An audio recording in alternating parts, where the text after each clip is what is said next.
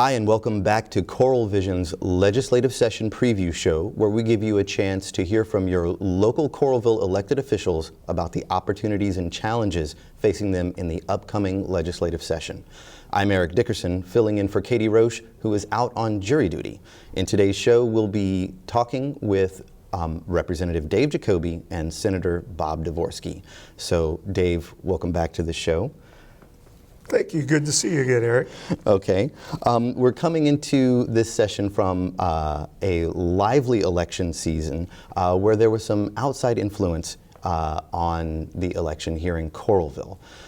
How do you feel that played out, and what are the implications for election finance going forward?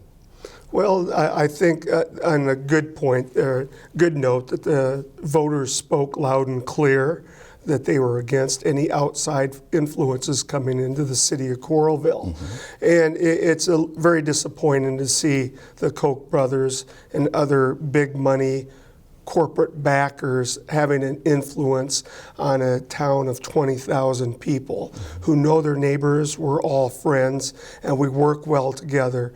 I think the message was sent that it doesn't work here, but it was a reflection of what's going on at the federal level and in many ways at the state level too. The question of money in politics and the other question of where does that money come from? Again, I think the elections turned out well in Coralville for the citizens, but I think everyone's going to have to keep an eye on what's happening in politics now. Okay. Next, you have famously collaborated with Representative Bobby Kaufman on common sense measures that are bipartisan in nature. What do you have in store for this session in terms of collaboration with Representative Kaufman? Well, Representative Kaufman, Bobby's a good friend, and we're working together on a number of issues. Number one is rail. We're trying to promote the review of the study that came through. One study came through, and there's still one more study that's due in terms of the actual finances, the cost that rail would incur to the state of Iowa for rail from Chicago to Iowa City in the first leg, but the goal is to go to Western Iowa also. So Representative Kaufman and I are working on rail. We're also working on a couple of what some people may call smaller issues, but these are issues such as sealing juvenile court documents. Because the technology today, juveniles who get in trouble, and these aren't juveniles who have gotten in serious trouble or tried in adult court. We're talking about a juvenile young man or woman that made a bad decision, maybe shoplifting or a joyride or something, that they made a poor decision, and that poor decision follows them the rest of their life. Mm-hmm. By law in Iowa, and as in surrounding states, if you're 15 and you stole a pack of gum, and you do your due diligence with your parole officer in the system, then that's not supposed to be on your record. Mm-hmm. And that's what we're hoping for, that those minor offenses for minors are truly sealed. What has happened in our technological age is that the information gets out so quick, it's out on the internet, and a lot of potential employers can see that just from the search engines that are available, and it's being used to eliminate people from some applicant pools. But again, these are minors with minor offenses, not people trying adult court for major offenses. So it's simple, but it's competitive because other states around us truly seal juvenile records. So a young person from Minneapolis, Minnesota could apply for the same job in Coralville, but not have a mark against him or her because he stole that pack of gum. So I think it's just common sense. If a very young person makes a very dumb mistake and no one is physically hurt, that it's a minor offense, that we truly need to seal those records and give them a second chance. That's a great idea. We do have to protect minors from their youthful mistakes. Usefulness, or from themselves in some ways. As a father of teenage daughters, I understand some of those mistakes that can be made. But Representative Kaufman and myself are working again on a number of items. A larger item again is on STEM. Okay. and the science, technology, engineering, and math in our K-12 system. And what we've both proposed is a 1% in the allowable growth to go to every student in the state of Iowa to promote their learning. Okay. And that doesn't mean every student has to be a chemical engineer, but what we're trying to promote is that every student in Iowa has the building blocks to get training, post-secondary training, past high school if it's 1, 2, or a 4-year degree. We're more concerned that they have the building blocks, that they're ready for that training upon graduation. And there's a lot of great initiatives going on now, but we need to connect the dots and make sure that that's as available to the student at City High, West High, Regina, Clear Creek, and also Rockwell City, Sac City, and the smaller schools in the state of Iowa. And that's a bipartisan issue both sides of the aisle are on board with. Well, right now there's a handful of Republicans and a group of Democrats working hard on it. I'm afraid there are some of the more far-right Republicans in the House that do not want to allocate any money toward public education. In other words, their idea is to privatize all education and return of the one-room schoolhouse on every corner. Now, we know that's not realistic, and we know that is not the feeling of the majority of people in the State House, but it is the feeling of enough people that it can block legislation. So we're going to be working on our proposals. We are right now. Session starts in January, and we're going to be ready to go with it. Okay. So in each session, of course, education, huge issue, and that's all bound up in the budget. What is the forecast for the budget fight in this session vis-a-vis revenues? Well, I'm very excited to go into this session after serving for 9 years. This will be my first year as ranking member of appropriations in the House. So as the top Democrat leader in terms of the Appropriations Committee, which oversees 6 different budget subs, one of them being education. It's going to be an exciting year dealing with the amount of money that we have to allocate. Now, the Revenue Estimating Conference actually meets today. And we expect that conference to come in right at $7 billion for the next year, in other words, fiscal year 15, for the money that the legislature will have to appropriate.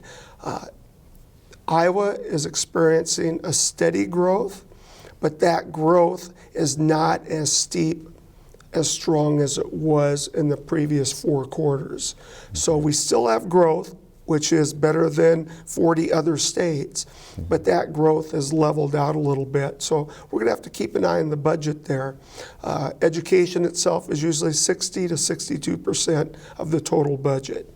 So we will look to see what a fair allowable growth, the funding for our K-12 system, also what our community colleges need in terms of workforce training initiatives, and then of course our regent schools to make sure that they're adequately funded to keep training our Iowa students for future jobs and also future jobs in Iowa.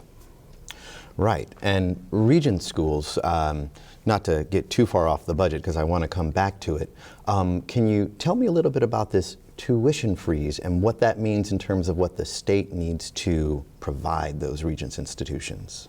Well, the Board of Regents has proposed a tuition freeze for the 3 universities. And of course, we initiated that at the University of Iowa a year ago, and the goal is to keep tuition costs level.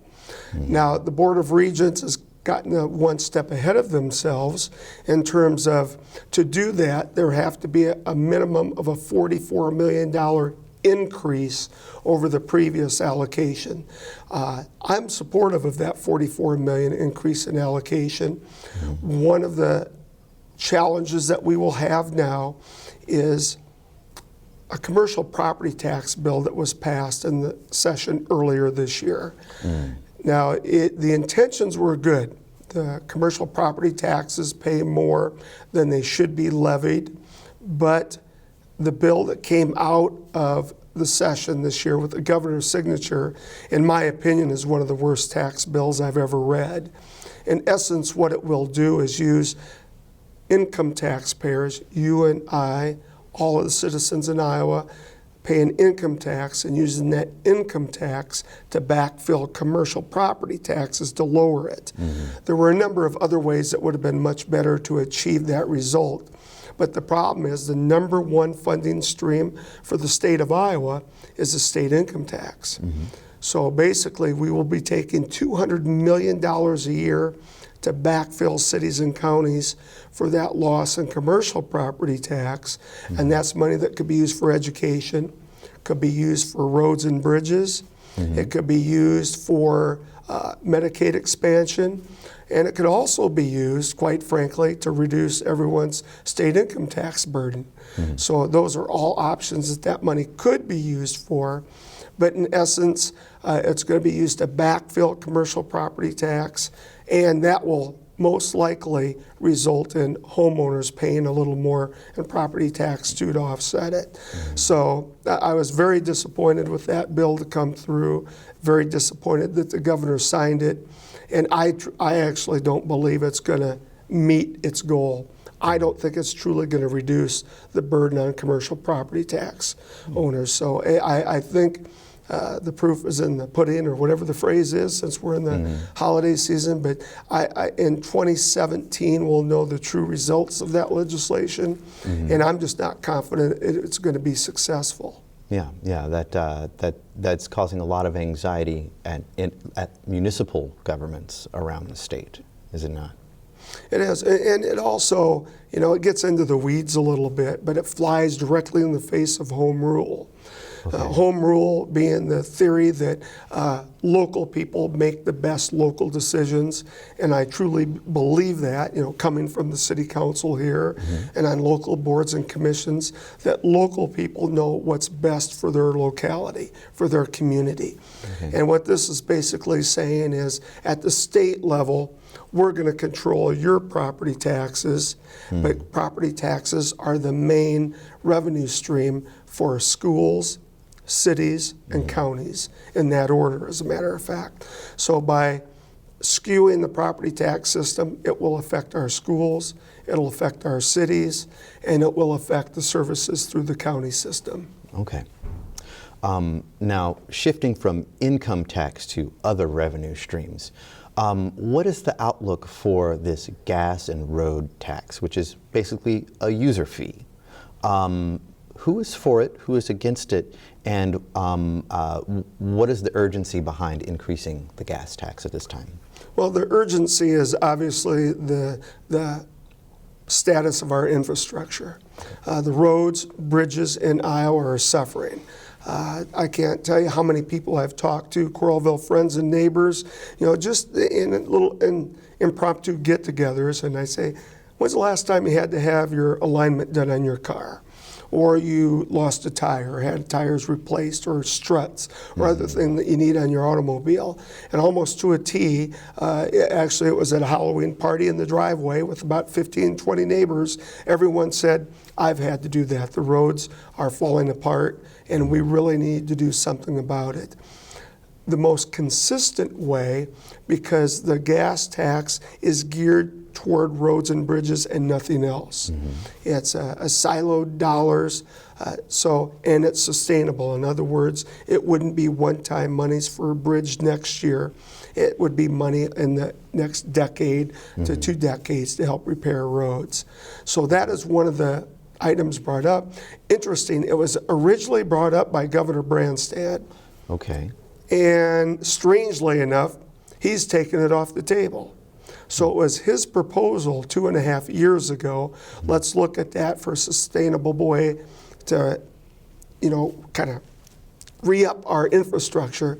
And he's also the person who took it off the table.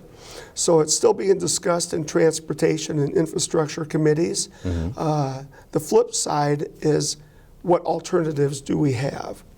There are some dollars, one-time dollars, that we could use to fix bridges. I hope that we allocate $112 million toward that, but the sticker shock on bridges is alarming. $112 million will fix approximately 7 bridges. Whoa. So it's not an easy equation to get all the variables lined up, but I think we'll have that discussion. Honestly, I don't know how I feel about the gas tax because gas prices are so high right now. And then you look at the structure that we're talking about in terms of registration, or there are some other things like counting people's miles on their cars and going back to the weight. I think mainly we have to look at the gas taxes. This good for Iowa sustainability, or we are going to have to look at money out of the general fund to fund the infrastructure. We can't kick the can down the road, if you'll pardon the pun, any longer. Yeah, and it seems like with Democrats on board, user fee has a regressive aspect to it that the Republicans, in theory, would be in favor of. There are some groups that traditionally favor Republicans, the Farm Bureau, and others that support the gas tax, the Chamber Alliance. And I don't want to speak for other representatives, but representative that I work with closely, who's in the Republican Party, neighboring county that we mentioned earlier, is supportive and will work with us on it. And so is Representative Josh Burns, a Republican from Osage, another person that I work with in the legislature, and he's the chair of transportation, and he has asked for my help to bring it up for consideration. And that's the point right now, is we need to bring it to the next level, to the floor for debate or discussion, so that we can at least have that discussion to determine how we're going to fund our infrastructure. Excellent. So you've mentioned you mentioned a while back your STEM filing. Are there any other bills you're sponsoring or co-sponsoring for this session? Well, there's a number of bills. One of my favorites is the restructuring of our tax system. I'd like to simplify our property tax system, and I'd also like to see our income tax system simplified. Not necessarily to the extent of a flat tax, but I don't think that to file everyone's state income tax, that everyone should have to go through 8 pages and the reference to the federal income tax. I think in Iowa we need to set the rates for our income guidelines and go with a simpler tax for everyone to fill out. And also, I think we need to do a better job of showing people where those tax dollars are going, what they're being invested in. So I've got a couple of bills. The property tax legislation, if it were to move, and actually a number of people from both parties that looked at it said, you know, Dave, this is a lot of common sense.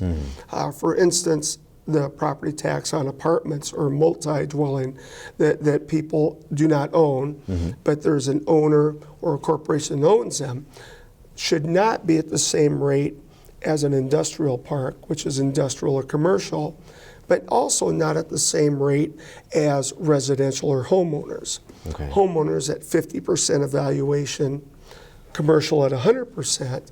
Previously, it was taxed at 100%. I said, no, it's neither. It should be right in between. It should be a 25% less burden for renters and for the owners, and then that's right in the middle. 75% valuation, which would have been a reduction for the owners, and hopefully a reduction for the renters paying rent too. Okay.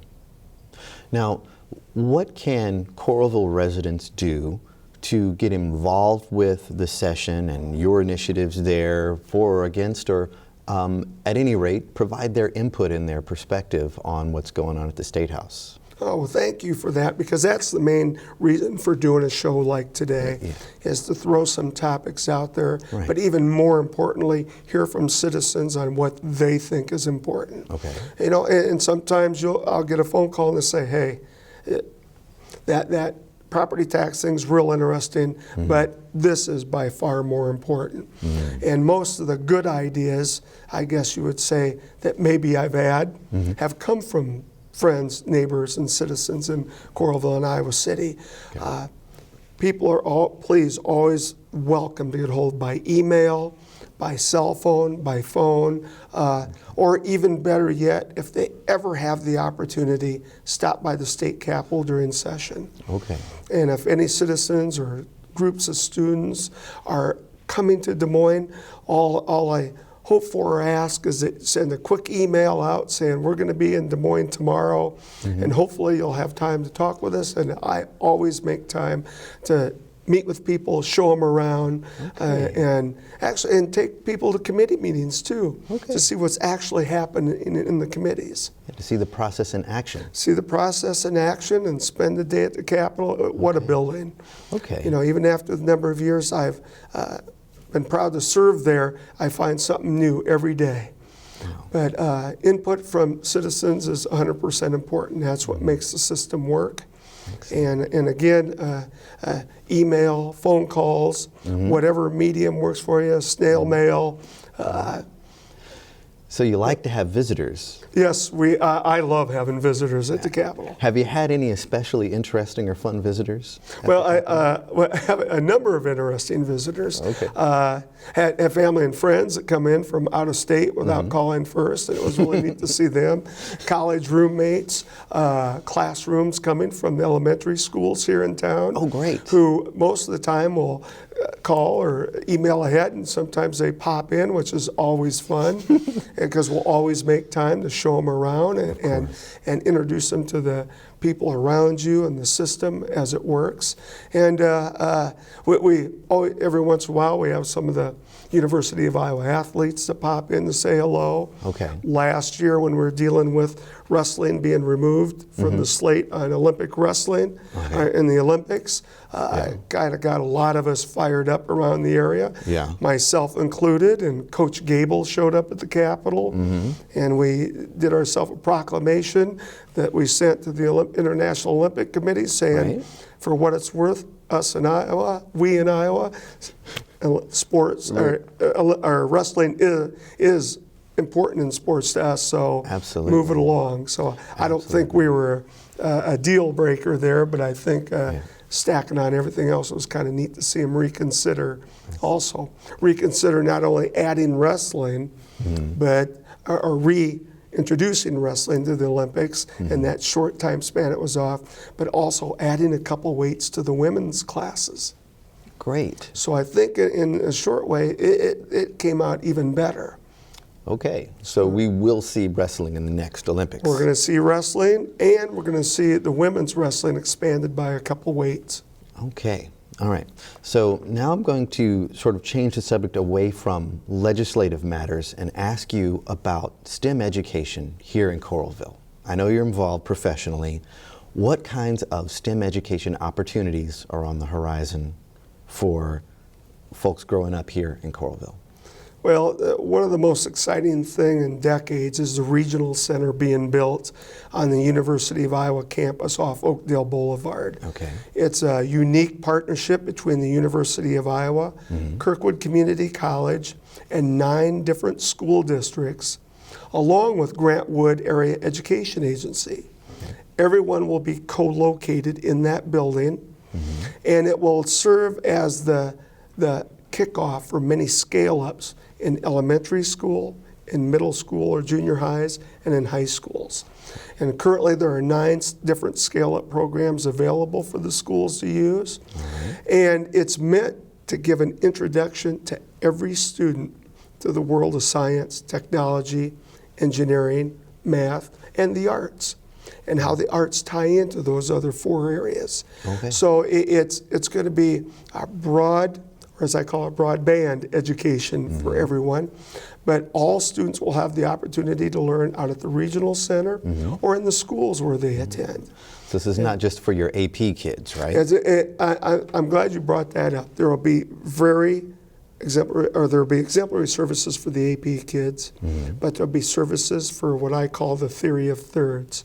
The third of our students that are performing at a very high level, those in the middle who are doing well but not quite sure what they're going to do after they graduate, and then the third that might be struggling both academically, socially, and making decisions about their future. The regional center will have something for each one of those thirds.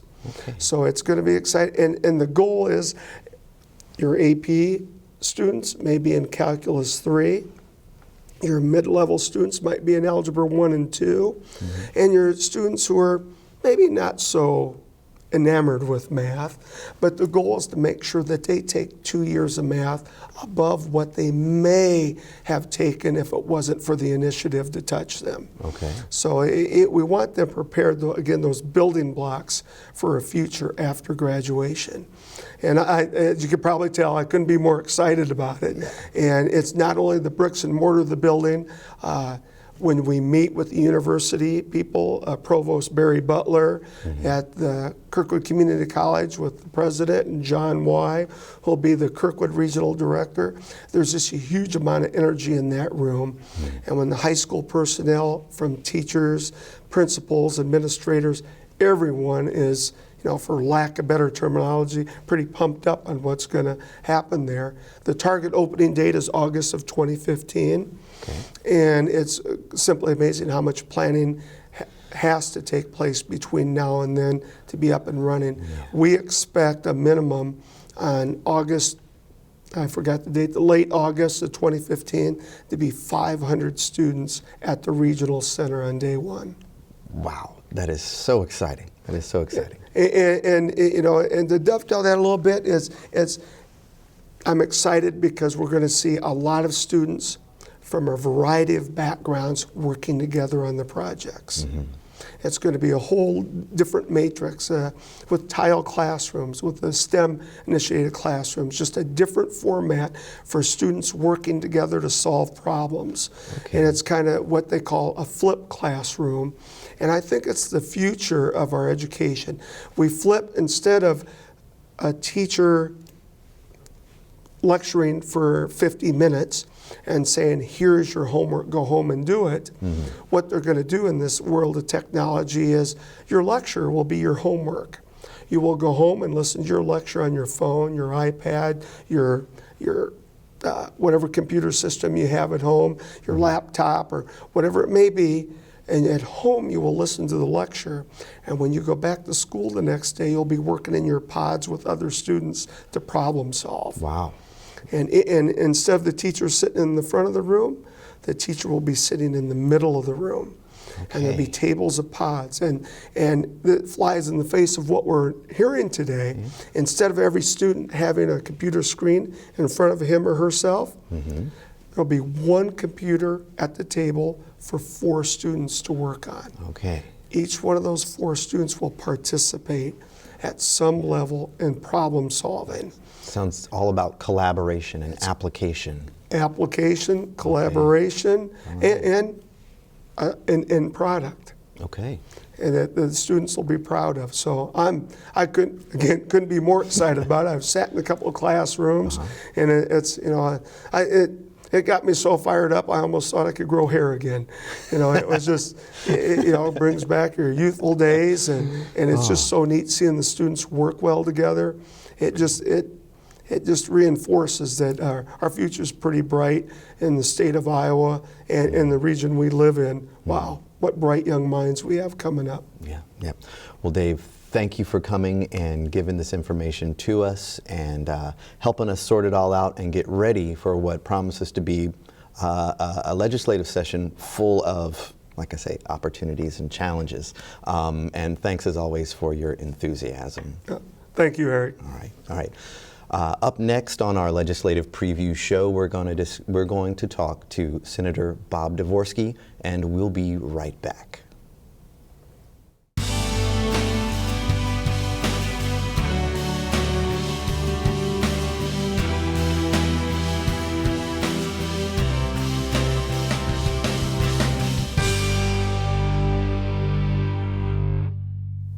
Hi, and welcome back to the show. In this segment, we'll be talking with longtime Coralville Senator Bob Dvorsky about the opportunities and challenges facing him in the upcoming legislative session. Senator Dvorsky, thank you for being here. Sure, thanks for the opportunity. Yeah, okay. So as we approach this legislative session, we always have to put our Iowa legislative initiatives in context with the larger political world. Now, there's a problem on the horizon with food security in our communities. The SNAP program is being cut. There are a lot of other reasons why folks who are already in a bad place may be having things turn even worse. Can you talk a little bit about your work in food security here in the community and what may be happening at the state level? Sure. One of the things I've noticed over the last few years is unfortunately, or maybe fortunately, the growth of a lot of food pantries in a lot of communities where you wouldn't think there'd be a growth like that. We now, and there's probably some that I'm unaware of, but we now have a food pantry in Mechanicsville, Iowa. This is a small community in Cedar County. We have the one in Coralville now that's not very old, that's been there. Solon, recently they opened a food pantry in Solon. A bunch of women from the Methodist Church, I believe, set up this food pantry in one of the Methodist areas. And of course we have the Crisis Center Food Pantry in Iowa City, and there's a vibrant food pantry in North Liberty also. Okay. But it's unfortunate that all these communities have to have food pantries. I mean, I think that that goes to the point that food security is becoming a bigger and bigger problem throughout the state. Last session, we were able to deal with it. We had proposals to the previous session. We had a bill for, I believe it was $2 million for food to go to the food banks, and I think the governor vetoed that. I believe he did veto that. It was either $1 million or $2 million. This year we went back with a $2 million proposal, and the governor was talking about vetoing it again. His theory was that I guess, I don't know, but in theory he wanted to see some of the religious groups and others donate towards these food pantries. So what we came up with, and I was working with Senator Peterson and others on this, is to say that what we ultimately got passed was up to $1 million to go to food to the food bank of Iowa, then who distributes to the other food pantries around the state. But that would have to be matched with a like number, up to $1 million of donations from people across the state. Okay. And then we also had in there a tax credit for people who donate food. So if you donate some food, you can get a tax credit. I guess it would have to be mostly for people that really have a lot of food to donate, where it would really matter, but they wanted to see the tax credit also. So it was kind of a package situation, but the governor did sign that. And so we have the $1 million there.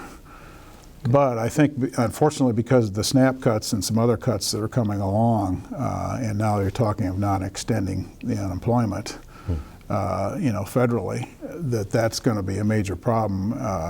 That I think we need to go back in and see if we can maybe go another. I don't know what the number is, but at least another $1 million, maybe $2 million, to see if, because of the SNAP cuts, to see if we can do that. And I know one of the things they were concerned was we'd never done that at the state level. Well, I don't think we've had this level of need either. So I think they need to look at that, and hopefully we can go back in and see what we can do in that area. Okay. Well, thanks for explaining that issue for us. Now, going forward to the next legislative session, can you explain a little bit for our viewers? Perhaps not everyone is fully versed with the way the Iowa Senate works. Can you explain for us what are your committee assignments and what are the responsibilities that come with those? Okay, this is the second session of the, I believe it's the 89th General Assembly. I'm not sure each one, but each General Assembly obviously has a number, and I believe it's the 89th, and of that General Assembly you have it's a two-year situation. So if you have a bill, and there was some talk about the deposit bill. There is a deposit bill that's out there. It didn't go anywhere this year, but it's still good for, last year, it's still good for this next year because that's still part of that General Assembly. Okay. So that's like any other bill. If you have a bill that maybe a bill that passed through one body, didn't get through the other body, it's still good for next year. So the agenda spans? Well, it's 2 years. The General Assembly is 2 years, and I believe it is in the 89th. I could be wrong on that. So the way it's set up, sort of part of the control of how many days we're there is sort of on per diem. The first year of General Assembly, we get paid up to 110 days per diem. Second year, we get paid up to 100 days per diem. Okay. And this year would be 100 days per diem, but I know the leadership, Senator Gronstal, leader in the Senate, and Speaker Paulson, leader in the House, have talked about cutting that back, hopefully this year, to maybe trying to hit around 90 days and leave, hopefully before that. So they've actually, we have something called the funnel, which funnels down the number of bills that we deal with, and you have to have them out of certain committees by certain dates, and they're moving up the funnel so we can move everything quickly. So that will hopefully allow us to get out of there in 90 days or so, which would be, we start the second Monday of January. That will be January 13th, 2014. Okay. And then we should be done somewhere in early April. Okay. And when does the funnel happen? The funnel is the moment when the bills that will actually come up for a vote is decided. Is that roughly correct? Sort of. They did this several years ago, I guess, to prevent having bills around all session and people bringing up things that really should have been dead and that kind of thing. The first deadline you have is the funnel to get any kind of individually sponsored bill drafted. And they're moving that up this year. I don't know what it is, but it will be probably 2 or 3 weeks after session starts. Okay. So then you have to have individually drafted bills ready to go then. And then a little later on, you will have to have bills out of your House of Origin, or committee of origin, I guess, and the House of Origin. So if you're in the Senate, you have a Senate file, it will have to be out of the Senate by a certain date. Okay. And then later on, another funnel will come in and it'll say it has to be out of the committee and then out of your body. And then that reverses again when the other bills come over from the House, for example, and the Senate. So you have these deadlines, I think 4 different funnels that proceed along. And this is to make sure that you get some things done. Well, yeah, it really winnows down the number of bills that are available. One of the things that I don't, shouldn't say I don't pay attention to those deadlines, but appropriation bills are exempt from the funnel. Ways and Means and appropriation bills are always exempt from the funnel. So most of the things I deal with are in appropriations, and so those wouldn't. It's a higher priority. Yeah, so our work in appropriations comes near the end of the session. So always, that's when the real fireworks. Right. Because those bills are exempt, then I don't worry so much about. Okay. A lot of people like to sponsor a lot of bills just to say they've sponsored bills. That's a nice PR thing, but it doesn't really, mean anything. I mean, you either want to determine if you want to get something done, or do you want to just put a bill out there and say, I have a bill. Now, sometimes people do bring up bills just for the educational value. They'll bring a bill up and talk about it and have it out there, and know it probably won't go anywhere that year, but maybe the next year or some succeeding year it may go out there. So there's a wide variety of reasons why people sponsor bills and deal with bills. Okay. Well, can you give us sort of the grocery list of the committees you serve on and the sorts of responsibilities that translate into? Well, thanks. One of the things that people don't probably understand, the structure of the legislature, the elected leaders in each body really have a lot of authority and a lot of power. So, and the elected leader in the Iowa Senate is Mike Gronstal from Council Bluffs. He's the majority leader in the Iowa Senate. The minority leader in the Iowa Senate is Senator Bill Dix.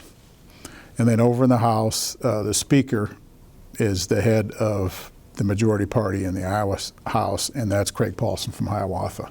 Right. And then the minority leader in the Iowa House is now Mark Smith from Marshalltown. Okay. But they are elected within their caucus. The leaders elected within their caucus, and then in the House, the Speaker is elected by everyone in the House. But it's always, at least in Iowa, it always has been from the majority caucus. Now, there's some incredible people, such as former Speaker Willie Brown in California, who was a Democrat, who got elected Speaker when he was in the minority. Now, I don't know how he did that, but that's Just based on personal power. personality, I guess. Personality. So that's really unusual. But so the leader in the House is Speaker Paulson, and the leader in the Senate is Majority Leader Gronstal. Now, we do have a president of the Senate, and that's Senator Pam Yoakum from Dubuque, and she is also elected by the entire Senate, but she's also a member of the majority party. Okay. But the president presides over the Senate. But this is to sort of explain the power in the Senate is really the Senate Majority Leader, which is Mike Gronstal. He has all the power of bringing up bills, determining which bills go on the floor, which bills don't.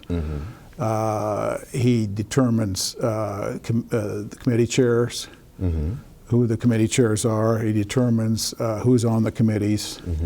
And a lot of this he does in consultation with the president, but it really is the majority leader's call on those things. So, and then in the House, that's the Speaker's call, and then you have a majority leader in the House, and that's Linda Upmeyer from Garner, and she would determine which bills come up in what order and that type of thing, and which bills don't, and that sort of thing. So the elected leaders in the Iowa General Assembly really have a lot of power and a lot of authority. So. Okay. Does that kind of responsibility and authority translate to the folks they appoint as committee chairs? Good question. Usually, it just depends on who the speaker is or the majority leader. Okay. And they they also appoint you to committees, so you don't really determine who's on your committee and that type of thing. But normally, the chairs of the committees have a lot of leeway, and Senator Gronstal is pretty good about a lot of leeway on appropriations. Okay. But a lot of the big issues dealing with appropriations are sort of decisions are made jointly between the leadership, which would be Senator Gronstal, Senator Yoakum, and myself on those things, and then sometimes with the entire caucus. Okay. So it depends on what the issue is. I mean, like some really big issues like what's going to be funding for the regents, what's going to be funding for community colleges, what's going to be allowable growth for K through 12 schools. And you guys have a separate spot where you all get together? Those are sort of hammered out in caucus. Okay. Somewhat. Clearly the K through 12 allowable growth is always done in caucus. Okay. The regents, that's mostly a leadership thing, and the community college is mostly a leadership thing, but there's a lot of input by the caucus also. Okay. So we try and work together on that, so I happen to be on 6 committees, standing committees. You're a busy guy. Useful committees to this area. It's Education Standing Committee. Now the Education Standing Committee, it sounds like that would have a lot to do with the regents. It has a little bit to do with the regents, but the one that really funds that is the Education Appropriations Subcommittee. That they're the ones who actually fund the regents. So, and our Education Committee just deals with language and standings thing. It has a lot to do mostly with K through 12 and community college issues and private colleges. Transportation Committee. And one of the issues we've been talking about for several years now is the gas tax. And I was just put back on the Transportation Committee, not last year, but the year before that. I guess it was the year before that. And that actually I got on there when Senator Mathis won in a special election, and she came into the Senate, so she had to have committee assignments. And so I ended up on the Transportation Committee, and then she actually took my slot on Human Services Committee. So anyway, so I was on the Transportation Committee, and we actually did pass the gas tax out of the Senate Transportation Committee 2 years ago at 10 cents in a bipartisan fashion. Right. But it didn't go anywhere from there. But it stalled in the House. Well, it didn't even pass beyond that. Oh, it was never. So once a bill passes out of committee, that's the other authority the leader has, is whether or not where that bill goes from there. Okay, so it was never even brought up for a vote? No, in the Senate. on the floor or anything, no. Okay. Right. All right. So, okay, that's Transportation Committee. Local Government Committee, that deals with, obviously, local government, mostly counties and cities, that type of thing. Judiciary, and that deals with a lot of criminal code and that sort of thing. And Senator Rob Hogue from Cedar Rapids is chair of that, and we have a lot of bills in that committee. The Bar Association has a lot of bills in that committee. And then Rules Administration, and that's really the rules of essentially of the Iowa Senate. That we would adopt those rules, we adopt personnel rules. In fact, we just had a Rules Administration a meeting the other day by the telephone to deal with the provisions of the Iowa Senate dealing with sexual harassment and that type of thing. You may have noticed some legislative situations in the Republican caucus going on the last year about that. Yeah. We're strengthening some misbehavior. Yeah, misbehavior. We're strengthening what we require there in the Iowa Senate. We're going to require everyone, including senators, to have training dealing with sexual harassment this year, starting this year, and some other things. And that was one that the Rules Administration. It was emailed to us, and we looked at it, and then we voted on the telephone, a conference call for that, unanimously to do that, to move that forward. That's good, but that kind of thing coming out of a committee that deals with procedural issues in the Senate, that's not something that has to get passed and go to the other side of the House and signed by the governor. No, that's just, right, it's just rules in the Senate. Okay. Now, we do also, as far as running the session, we have rules in the Senate, they have House rules, and we have joint rules between the House and Senate on moving bills in and out and that sort of thing. So we usually do, we've done those, and we wouldn't have to do those again because we did it this last year. In 2013, we've passed those rules. It's good, they were good for 2 years. Oh, okay. All right. So they have to be renewed. Right. So Rules Administration really sort of does those main things. Senator Gronstal is the chair of that committee. Otherwise, we just do some resolutions and that sort of thing in that committee. So it doesn't meet that often, but it's an important committee. So. Okay. Is that it? And then the main committee that I spend most of my time on is chair of Appropriations Committee. Oh, that's a major thing. And, a lot of that doesn't really happen till the end. So, both my daughters were pages in the Iowa Senate. Okay. And both of them independently came back and said, well, Dad doesn't seem to do much till the end of the session, and then at the end of the session he seems to run all the bills. Right. Well, you do run a lot of bills from appropriations near the end. So. Well, here's something that might sound like a silly question. Is there not also a committee called Ways and Means? Right. Now, can you distinguish for me between appropriations and Ways and Means? What are those? Ways and Means is the taxing. Okay. And that's chaired by Senator Bolcom here from Iowa City. And so he does in the Senate. So he does the taxes. I do the spending and appropriations. Taxing and spending. Oh, makes perfect sense. Those are the two largest committees in the Iowa Senate. Okay. Or the House. So. All right. So let's backtrack a little bit as we sort of ease into talking about some of the issues at hand for this session. Now, the gas tax. You said that that you guys got it out of committee 2 years ago. It went nowhere. Is there anything like support enough to make that happen as policy? I think if a bill hit a legitimate bill hit the Iowa House and Senate, it would pass. Okay. But they want to make sure that it's a bipartisan thing, and they want to make sure it's kind of proportional. So the Iowa House is easier to figure this as 100 there. That's easier. That's percentage-wise to figure it. So there's 47 Democrats there. So say they would want 47% of the votes to be for Democrats, and say 53 at least. 53 for Republicans in the Iowa House. Okay. And then it's 26-24 in the Iowa Senate, so they would say you would want maybe 13 of our people and maybe 12 of their people. Well, it'd have to be 13. Anyway, proportional number voting for the gas tax. For or against. Now, is this a partisan issue? Not really. It may be somewhat regional, depending on what roads you have and what roads you need to get fixed up and that sort of thing. But I think there is a lot of support. Both the chairs of the Senate Transportation Senator Todd Bowman from Macokota, and then in the House it's Representative Josh Burns, I think, from Osage, and they both are supportive of it.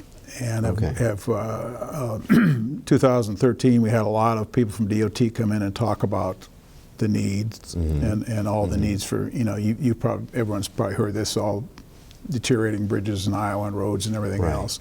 It's enormous needs out there. And then the feds are going to cut back in the next few years, so that's a problem also. Okay. So it's real clear, and if we don't do anything the next 3 years, probably we'll have an enormous gap there where we don't have enough funds to do, just to maintain sort of the roads we have now. Now, historically, have we primarily funded roads and bridges from a separate revenue stream and not from the general fund? Right, it's constitutionally protected. It's in the Iowa Constitution that says this money shall go for the road use tax fund, and this money shall go for roads. All right. Nothing else, and so that's constitutionally protected, and that's why the advocates for it want it to go into that fund and remain in that fund. It's kind of interesting in that Missouri used to have theirs constitutionally protected, but the number was actually set in the Constitution. Okay. Which is sort of crazy. Not easy to adjust. No, but they finally changed it. I don't know if they changed it to a different number or they actually just, changed it to an easier one where they can change. But we haven't voted for a gas tax increase since 1989. All right. And I thought it was sort of interesting that we had a little forum right here in the Coralville City Council chambers. And Senator Horn and I were here, and we actually voted for that in 1989. But there weren't too many other people around who had served. That's when I was in the Iowa House. I think Senator Horn was in the Senate then. But so is that 24? It's a lot of years 24 ago. years ago. Yeah. So a further increase in the gas tax would be sort of extending and intensifying the practice that has been the norm here in Iowa historically. Right. Although I think we're at the point now we've sort of changed the way we do things. There aren't too many more. There are some roads that need to be added. I mean, we're trying to 4-lane Highway 30 all the way across the state, and then there's movements to try and deal with Highway 20 also. But other than those two, most of the things we're doing now are really maintaining the roads we have. Okay. And sometimes that involves more exits off interstates. Sometimes it involves changing. They're going to change our sort of god-awful ramp over here on 380 and I-80. I don't know who designed that, but they shouldn't be designing those anymore. Yeah. So anyway, that's something like $270 million to do that. Yeah. You have to know that interchange to get through it. Right. So they're going to have to do that. And then I noticed when we met with the DOT officials earlier this fall, it was in Cedar Rapids. The Cedar Rapids and Marion people were promoting a new interchange off Tower Terrace Road there, which is north. And then we were talking about one here eventually for Evergreen Road. It's sort of the boundary line between North Liberty and Coralville. Okay. So eventually that may get thrown in a plan at some point to deal with that too. All right. I'm sure there will be some local area residents with some feedback on that issue. Yeah. Well, I mean, if you look at how much traffic there is on 965 and 380 and all that, and there's clearly going to be a tremendous amount of growth going on in that area up there too, where the Hills Bank is. That's just over the line in North Liberty, and everything across the street is in Coralville. You're going to have all sorts of. I understand all the lots in that one area sold except for one, so you're going to have all kinds of growth up there too. Yeah, and it's going to be in the next few years. So it would take a while too if they actually are going to do an interchange there. But now, sticking with the gas tax, is there some concern from farmers about other changes that might be included with an increase in the gas tax? Well, the governor went out and directed Mr. Trambino, the director of DOT, to look into some other alternative ways instead of doing the gas tax. And one of the things he did was put taxes on the fuel that the farmers use.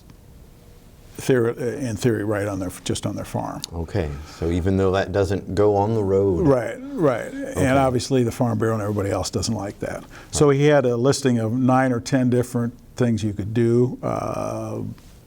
and I don't have them in front of me, but that one was sort of a non-starter. There's some others that were.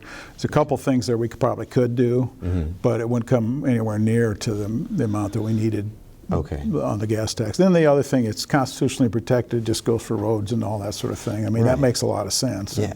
That's where people are promoting that. So I don't think a lot of those recommendations are going to go anywhere.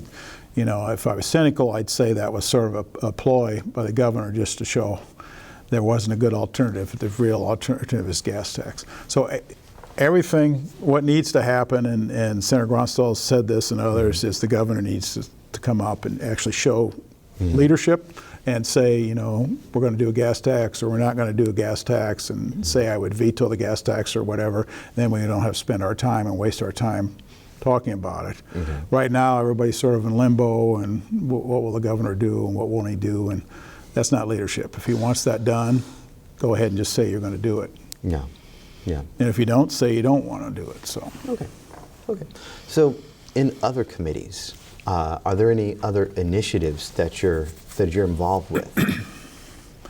Well, the one beauty and curse sometimes also is being on appropriations and chair of appropriations. You can be involved in everything.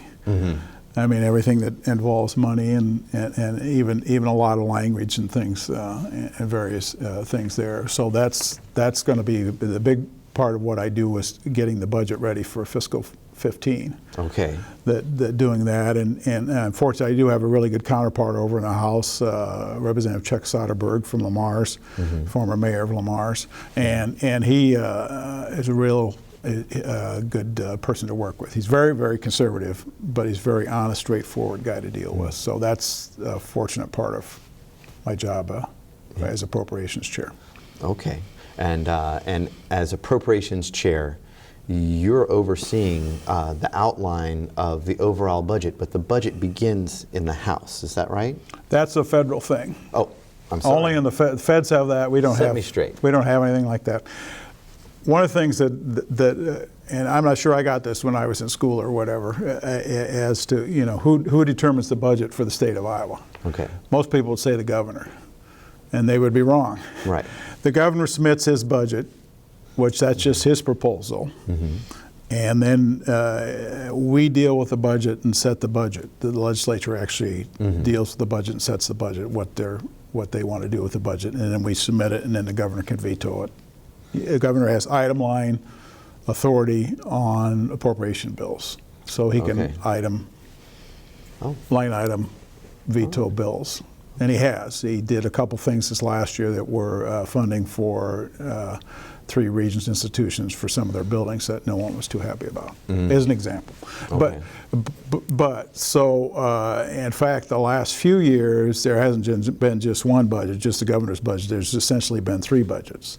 Governor submits a budget, the Senate Democrats submitted a budget, and the House Republicans submitted a budget. Okay. So then what we did is leadership in the House Republicans and the Senate Democrats got together, sat down, talked about what should be the overall number, came up with an overall number for the budget, and then they charged Representative Soderberg and myself to sit down and divide those up, because these are divided up into 6 appropriation subcommittees. And the one that has a lot of prominence here would be education. Right. And they sit down, they have 5 members from the Senate and I think 10 from the House. It's a joint committee, and they meet a lot of mornings during the first 4 weeks of session, and come up with a plan on how to deal with the number. We call it a target, but the overall bottom line number we give them to work on for education. There's education, economic development, justice, which is corrections, you know, what you would think, corrections, public safety, public defense, Attorney General's office, Border Patrol, that kind of thing. Administration, regulation, and that's sort of, that's the elected officials one, the auditor, treasurer, that type of thing, and some other smaller agencies in that area. And then transportation. The transportation budget is usually the first one done, because there's no money, general fund money in that anymore. It's all road use tax fund money. Yeah. So that one we can usually agree upon that and get that one out of the way. Right. It's a very predictable revenue stream. So we have the number there, and that one's done. And then the same committee does transportation, does the infrastructure budget also. So the money we have from the Rebuild Iowa Infrastructure Fund, that's done in that budget also. It's a separate budget, but that's done in that committee also.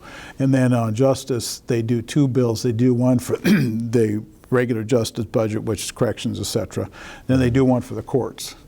And you know, the courts is a separate and equal branch of government also. Right. And so they come over and they present their budget to the governor, but he's not supposed to do anything with it. He's just supposed to submit it through to us.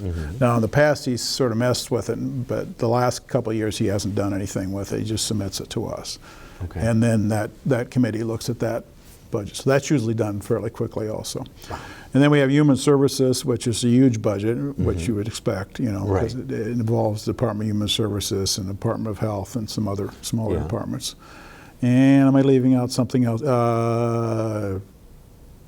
Ag and Natural Resources, which obviously is Ag and Land Stewardship and the Natural Resources budget. And I said Economic Development, which is obviously Economic Development Department, IWD, Iowa Workforce Development, and Cultural Affairs and areas like that. Now we've moved some of the funds around in the past to try and reflect that budget. One of the things we did is Cultural Affairs used to be in education, but we moved it over to Economic Development and deal with it over there now. And then REAP funding. That really comes out of the infrastructure. It's sort of housed in the infrastructure budget, but we have the people in Ag and Natural Resources that deal with that kind of thing. They make the decisions on that. Okay, and explain REAP. Resource Enhancement and program. Anyway, it's been so long now. It's what's it going to be? The 25th anniversary of REAP. Anyway, it's money that goes into natural resources. It does. Right. It obviously does a lot of things. I understand Coralville is actually a beneficiary of some of those REAP funds for bioswales, rain gardens, permeable pavers, those sorts of things. Trails, whatever it might be, any kind of parks and rec things, and then other natural resources. Soil conservation, there's a little bit of that in there also. There's a whole listing of things we do in REAP that we've done for several years. Right, so it's not and just rural. No, it's everywhere. And there's also a strong infrastructure that's been built up over the years where they have committees looking at these, where people would apply for REAP funds. And I know, for example, Sherry Proud here, our Director of Parks and Recreation, she serves on, or at least used to, serves on the committee that deals with city recreation programs through REAP, and they would have X amount, and it's based on a formula. There's a REAP formula that cuts down how much out of the REAP funding. And REAP, we set it at $30 million when we passed that back in the 90s, I guess, and we never reached 30, and then we changed it to 20, and now we still haven't reached 20 at it, but I think in 2008 or whatever, when I was chair then also, I think we came up with $18 million, and this last year I think we had 15.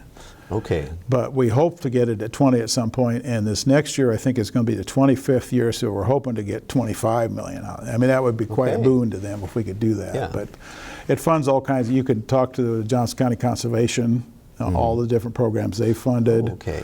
All sorts. You know, you could spend a whole. In fact, it might be useful to spend a whole program on REAP and what's it funded in this area. And they have statistics on what it has funded over the years and everything. So that's interesting. All sorts of good natural resources programs. So the limitation in that has just been the dollar amount of applications and requests. Sure. Is that right?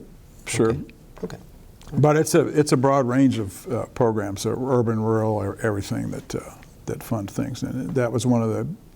We did the Groundwater Protection Act. The first couple of years when I was in the Iowa House, we did some landmark legislation dealing with Groundwater Protection Act, REAP, the the ICN, the fiber optic network, all sorts of things we did back then, and they're still going on. Yeah, they're legacies. So they're legacies. They are legacies, and sometimes people forget what they do and how that works.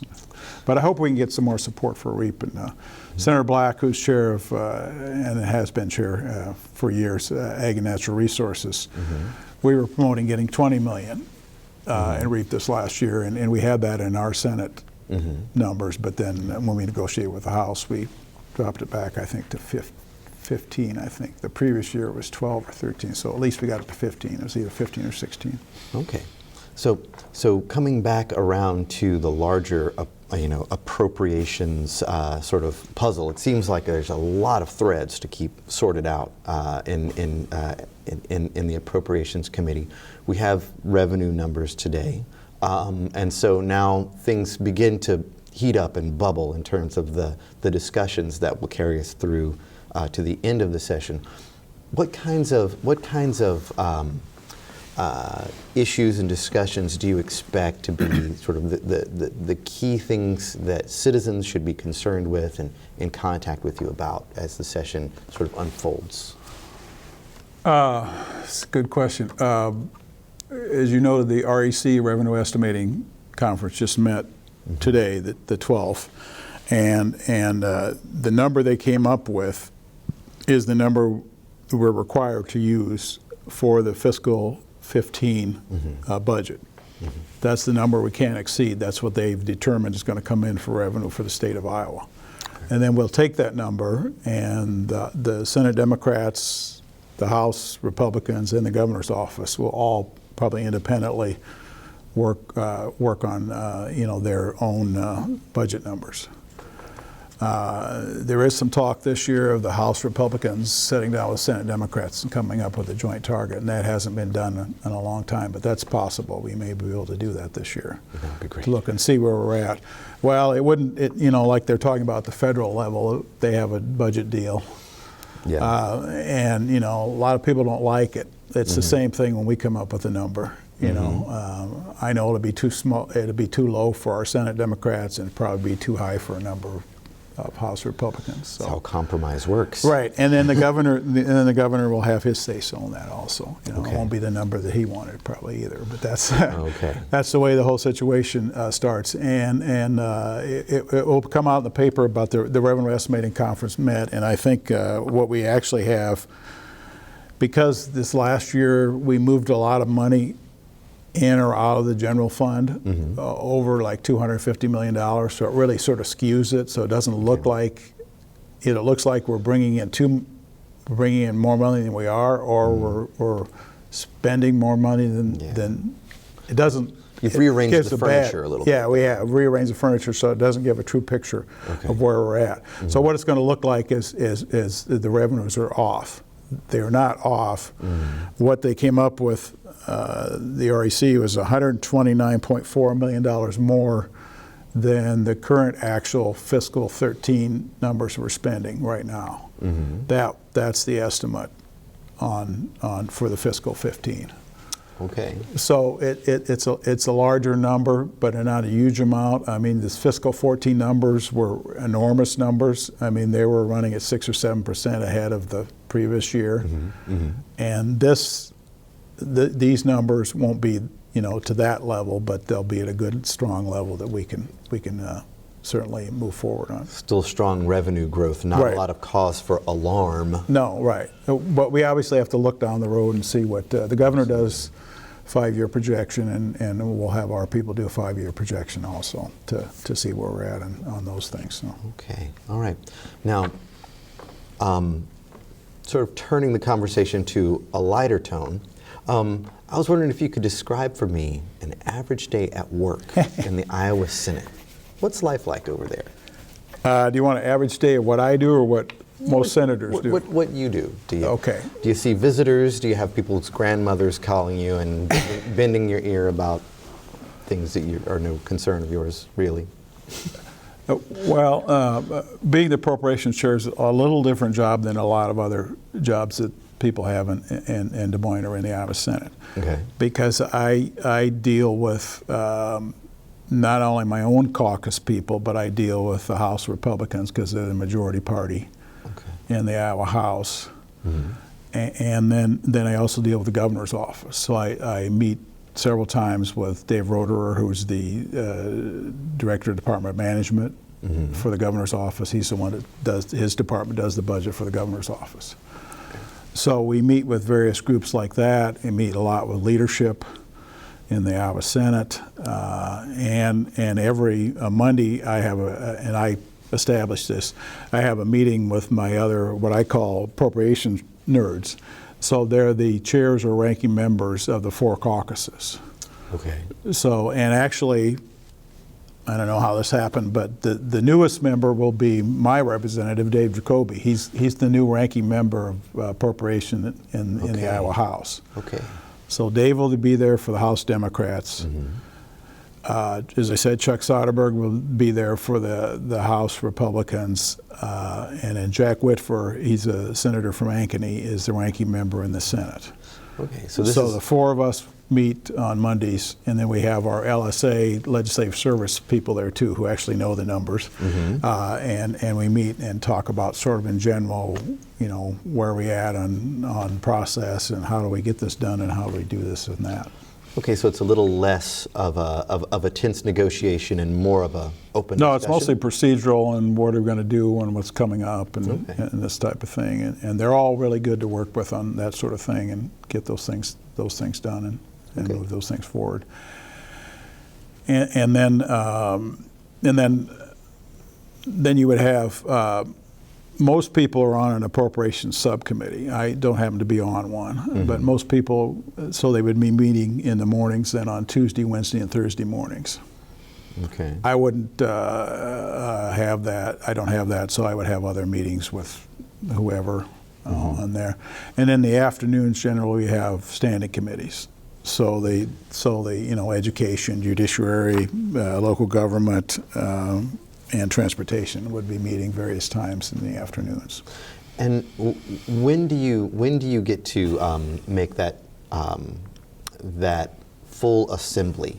Is there any one time when all the senators are there and they're all, you know, making that sort of cinematic moment of counting their votes and?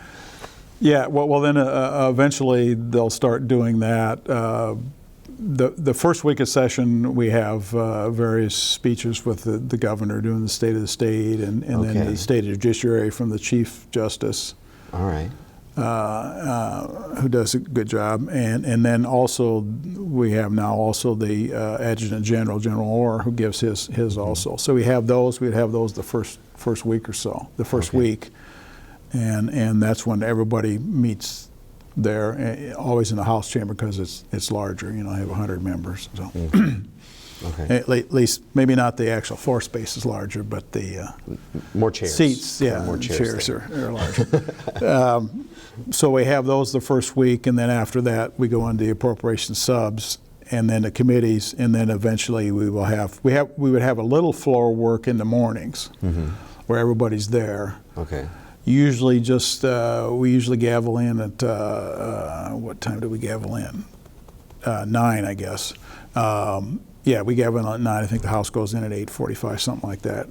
Go in at 9, and then we would have a little time until appropriation subs start, I think, at 10. So we would have a little time there if we had any floor work we needed to do. But usually the first 3 weeks, it only takes that time. Sometimes it takes more, then we would come back in the afternoon, like at 4 o'clock or something like that. And the rest of the time you're in offices, conference rooms, meetings. Right, and then also we have all these groups that come up and want to talk about, like ISEA, Iowa State Education Association, for example, teachers, educators. They might come up, or whatever group would come up. There's a lot of breakfasts we have. They've gone to a lot of breakfasts. They have breakfast Tuesday, Wednesday, and Thursday. And it's almost every Tuesday, Wednesday, and Thursday during the session, except for maybe the last week or so, that some group is there to see you, and usually somebody from our area, and our area being really activist. Yeah, in Johnson County, and now I have all of Cedar County also, and the city of Wilton. You'd have somebody up there easily every day, you know, talking about. So they want to feed you and make you listen to their Right, whatever it is, and it's all usually pretty low key on what it is, but Yeah. various groups that come up there. Obviously, people from the city of Coralville will come up there, and Right. whoever, you know. Right. So we have all that, and then at night, they also have receptions.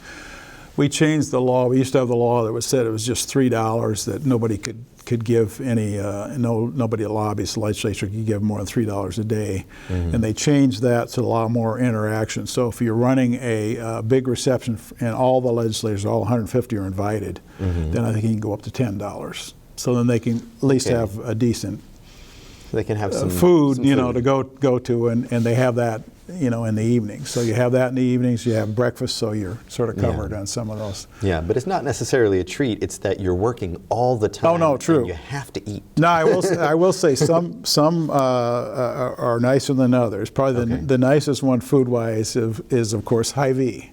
Oh, okay. So we go Great. out to the Hy-Vee corporate headquarters, and they have a big room there, and they have all these little areas where you would have, you know, entrees and then desserts and all that sort of thing. And then they do sort of a cool thing when they come in. They announce you, and then they want to have you talk to your local Hy-Vee manager. In this case, it's Tom Hamilton, who's the manager of the Coralville Hy-Vee here. You probably know. And they would say, "Well, here's Tom Hamilton. Go talk to him." So it's set up pretty well, you know. That's a great idea. Yeah, it is. It is kind of a cool idea how you do it. And then usually the CEO of Hy-Vee would get up and give a little speech, and then you can interact with the Hy-Vee people and that sort of thing. Okay. And then there's a couple other, actually one of the best receptions we have is the one that the corridor puts on. That's that's Cedar Rapids, Iowa City, Coralville, and all the other area ones that they bring in food from Pancheros, or they have the last few years over the lunchtime, and they give that, and then they have bags of goodies from things that are. You mean Corridor Day? Corridor Day. At the Capitol. Yes, Corridor Day, and people like Corridor Day a lot. One of the things we do, and I think that's because of Kelly Hayworth, one of the things we do is we give out these bags to everybody, not just the legislators, but also the doormen, and pages and clerks and all that, and every year they come to me and said, are they coming? Are they going to bring in us these bags? You know? Yeah, because everyone wants their Coralville pin. Yeah, or the last few years, it wasn't last year, but one year they had shampoo from Procter & Gamble, and that was that was a big hit, real big hit. Of course, Pancheros it's a big hit, but some of the other stuff was too. So That sounds like you guys take some time to have a little fun. Yeah, a little. Well, and then probably the biggest one for swag or free stuff is the Insurance Day. And you know, Iowa is. Some would say Des Moines is the biggest insurance town in the United States. They kind of fight between that and Hartford, Connecticut. Right. And each has a different. It's a great place to have an office. Yeah, if you're an insurance company. Each one has. I think Hartford may employ more people, or Iowa or Des Moines employs more people or something, but Hartford has more insurance companies or something. They both have a claim to fame as the #1 insurance capital of Iowa, or of the United States. And so then they all show up one day and have Insurance Day. And then they also would give you, you know, like a cup or something or a pen, and then you go around to each one and they have all sorts of things they give away free at those things too, you know. Sounds like there are a lot of jokes to be made there. There are a lot of things like that, but that Insurance Day, probably Hy-Vee, and you know, there's various other ones that people kind of wait for because they're kind of a. That's cool. And Dubuque Night is they were the forerunner of all this. They had a Dubuque Night years and years ago, where they go to a place out on the fairgrounds, where the fair obviously isn't open, but Diamond Jack's on the fairgrounds. And they have traditional Dubuque Night there, where they have bratwurst and beer and that kind of thing. And then you can talk to Mike Van Milligan, the city manager of Dubuque, or the mayor, or whoever it might be, and that kind of thing, and people from Dubuque. And then they have like a Oom-Pa-Pa band upstairs and all that. They get their polka on. Yeah, so it's that's sort of fun. Years ago, all the cities did a lot of that. Now they've gone more to kind of a regional thing. So you have Southeastern Iowa Days, or Corridor. The first reception of the year normally is the Greater Des Moines Chamber. That's on the first Monday that we start, and they would have that at some nice feature downtown, like the Science Center or wherever it might be. All right. So when you finish with a legislative session like this, and you come back home, I know Dave Jacoby has a day job. Are you a year-round state senator? Well, I was until I retired from my other job. I worked in community-based corrections for 20 years, Okay. and I retired at the end of 2012. Right. So I'm actually sort of a semi-full-time state senator now. But all the better for us. Yeah, but it really is, the job is kind of what you put into it, and if you wanted to, do this lots and lots of hours, you can do that. But people kind of try and hit their median depending on what other jobs they have or whatever thing they have. So, because it is a citizen legislature, we don't. Yeah, rather than a professional legislature. Yeah, some states have that. A lot of the bigger states, California and some other places have a lot of that. Even around here, Minnesota, Wisconsin, a lot more like that. But I think this has worked out fairly well. The pay, I think people think that we get the same as Congressman Loebsack or something, which we're not even close. And people need to know that we actually get $25,000 a year, but then we also get per diem, and then we get mileage, that kind of thing, and a constituency allowance. So it all adds up a little bit. I suppose it gets up over maybe 35 total with everything. But then you have to actually stay in the Des Moines area, and you have to drive back and forth and all that. There are a lot of expenses. You have involved. expenses, but so we're not. Getting overly paid for the. It's not something a grown-up could really do as a job. No. And then, in addition to being in there from January till April or sometimes into May, we have a lot of things, well, like this today, this is in December, and we have a lot of meetings and things, and really it starts, the meetings for the next session really start up probably August or September for that. And prior to that, you have parades and you have other things that go on that happen in your community. And because of this area being a lot of things going on, there's a lot of things to attend to. And I know I see you at meetings year-round, whether it's ECI, COG, or our MPOJC, city council meetings. You're still involved in local Coralville. Yeah, all those. There's all those things going on too. I saw you in the 4th of July parade. And the other sort of misconception that people have and I've never been able to figure this out at all, why they don't understand this, but who would be the sort of and it's maybe the wrongest term, but who would be the main group that we sort of need to work on and support while we're in Des Moines if we represent this area? I used to call it special interest, but it really isn't a special interest. It's an entity that's ubiquitous, and that's why people never answer with that. Well, gee, I don't know. University of Iowa. Well, of course, that's but people don't understand that. That's one of our main jobs here is to get funding for the University of Iowa and make sure that that's done. I mean, last year was a pretty good example that the regents came in and said, if you give us, I think it was 2.67% increase, we can freeze tuition. Right. Well, so we worked really hard and pushed that, and we were able to get that done, and they froze tuition. This year they're asking for 4% increase, and then they would freeze tuition. Now that sounds, why did they go from 2.6 to 4? We have been underfunding the regions for several years now, and they aren't even quite up to what their level was in 2009 yet, because of the recession and everything, we've had to scale that back. So it's going to be another fight where we have to go in and promote funding for the regions and the University of Iowa, of course, and then the other things that are associated with that, all the things, and that's one of the things we spend a lot of time with a lot of issues dealing with the university. UIC and any issues they might have, the capitals, the pharmacy building is one the governor vetoed, and we need to get that back in place. I don't know if anybody's been to the pharmacy building, but they need a new pharmacy building. So that's another thing. And then the economic development funding through the university, that's another one. So there's a lot of different things that we do that are all under the University of Iowa. Yeah.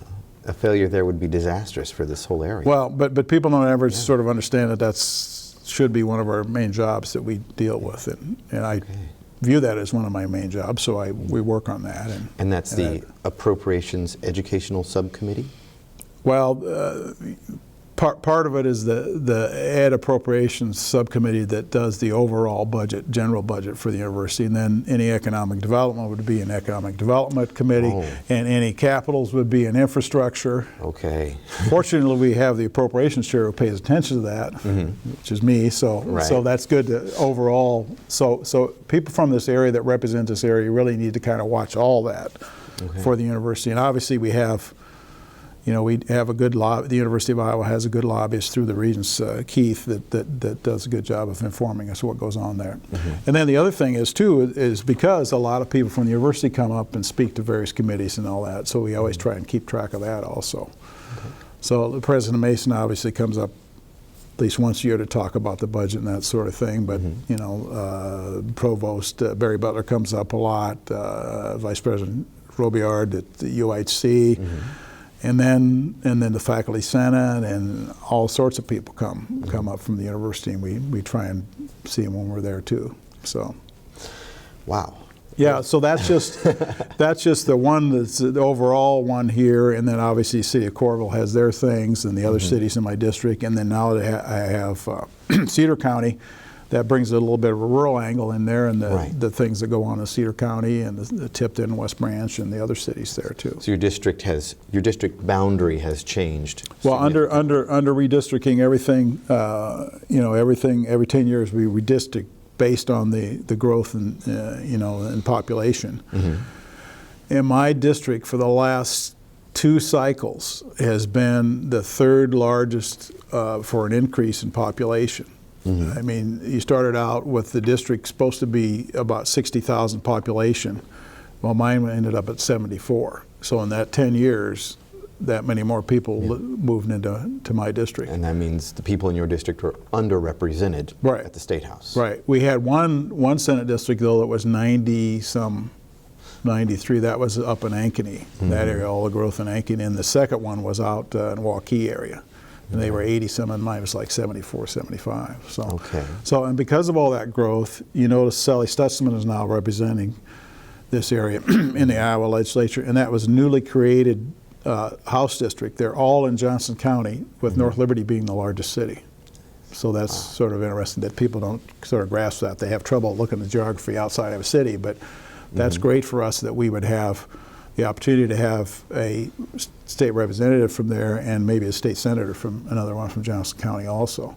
Because the state senate seat is just open now, the same way as mine. I inherited the Cedar County part of it. So for 2 years, people didn't vote for me last time. They get to vote for me in 2014. In the same way with this Senate seat that includes part of Johnson County, that won't be up till 2014. Oh, wow. Okay, so that's all coming on the other side of this session. Yeah, so that'll be another thing at some point that people need to sit down and talk about who's running and all these different seats and what seats are out there and all that. Okay.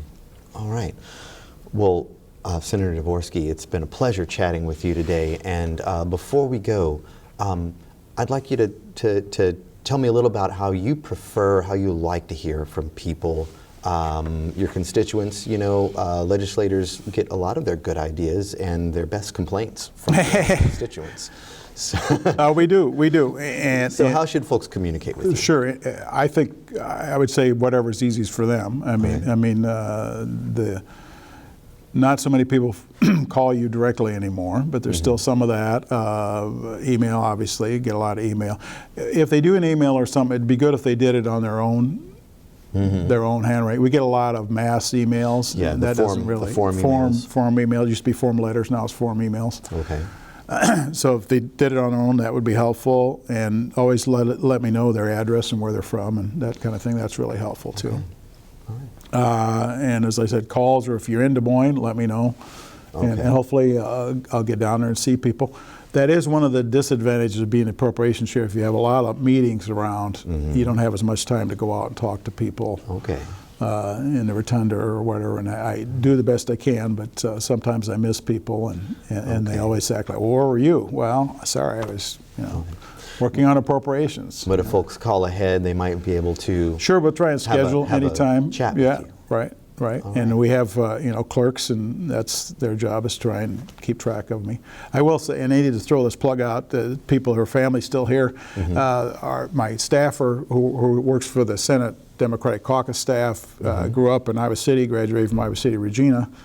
Teresa Keogh is her name, and the Keogh family is still here, and she does a great job. She's been there 20 plus years, and great to have her there to make me look good. So. Wow, that's good to hear. Anyway, thank you very much for helping us out with our public information mission here at Coral Vision, and best of luck keeping things on the rails for us in Des Moines this session. All right. Okay. Thanks a lot for watching Coral Vision today, and we'll put graphics on screen that give you one more time your Senator Dvorsky and Representative Jacoby contact information for any of you who'd like to share your opinion or concern with your elected official. And have a great day. Thank you for watching Coral Vision.